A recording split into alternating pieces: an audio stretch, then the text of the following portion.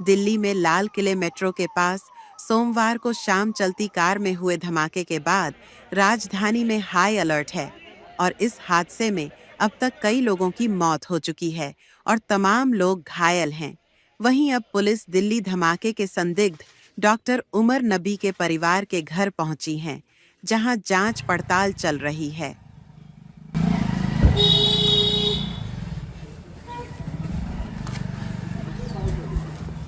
पहले उन्होंने कहा कि उमर कहाँ, हमने बोला दिल्ली में है, उमर दिल्ली में है। हमें थोड़ी सी पूछताछ करके उनको ले जा सकते हैं, फिर उनको लेके गए। आपकी बात कब हुई थी उमर से? और लास्ट फ्राइडे को हमने बात की। लास्ट फ्राइडे, उसके बाद कोई बात नहीं हुई? उसके बाद कोई बात नहीं हुई, बस लास्ट फ्राइडे को हमने उमर के साथ बात की। आज उमर का जो है नाम आ रहा है, जो दिल्ली में रेड फोर्ट के बाहर अटैक हुआ है, कहा यह जा रहा है कि शायद वो उसमें मुलविस है। आपको लगता है कि ऐसा कुछ हो सकता है? मैं क्या कह सकती हूँ, मुझे तो नहीं लगता, क्योंकि जिस टाइप का वो इंसान था, मुझे हैरत हो रही है। मुझे हैरत हो रही कि वो ऐसा भी कुछ कर सकता है। वो कब निकले थे कश्मीर से? कहाँ पर नौकरी कर रहे थे आजकल? वो तो फरीदाबाद में नौकरी कर रहे थे पिछले 1.5 साल या 2 साल से, क्योंकि मेरा बेटा भी 2 साल का है। उससे पहले वो GMC अनंतनाग में था।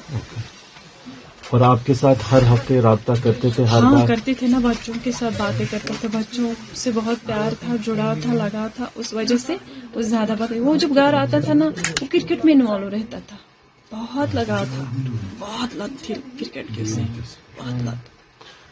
GMC अनंतनाग से ही डॉक्टर अदील राठौर को भी जो है जम्मू कश्मीर पुलिस ने गिरफ्तार किया हुआ है। उनका नाम भी आया है। क्या उनके साथ कोई दोस्ती, उनके साथ कोई राब्ता था इनका? वो तो हॉस्पिटल का रूल है, वो तो उन्हें वहीं पता होगा, या तो हमारे घर आता होगा तो मैं बोलती कि वो आया है। वो जब आया ही नहीं, मुझे पता ही नहीं, मैं जानती भी नहीं, मैं उसको नहीं जानती अदील को, मैंने नाम सुना है आप लोगों से बस। डॉक्टर साहब पर इल्जाम आ रहा है कि इसने किया है, जो हमला हुआ इसने किया, इसके हवाले से आपका क्या कहना है?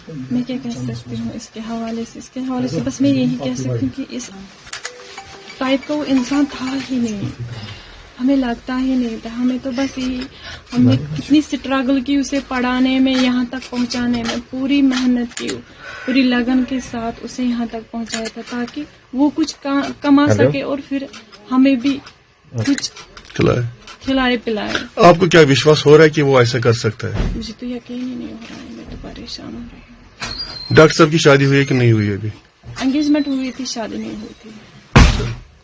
तो कितना टाइम हुआ उसको जब घर आया नहीं? वो कितना टाइम? पिछले 2 महीने से वो घर नहीं आया। 2 महीने पहले आया था, अब नहीं आया।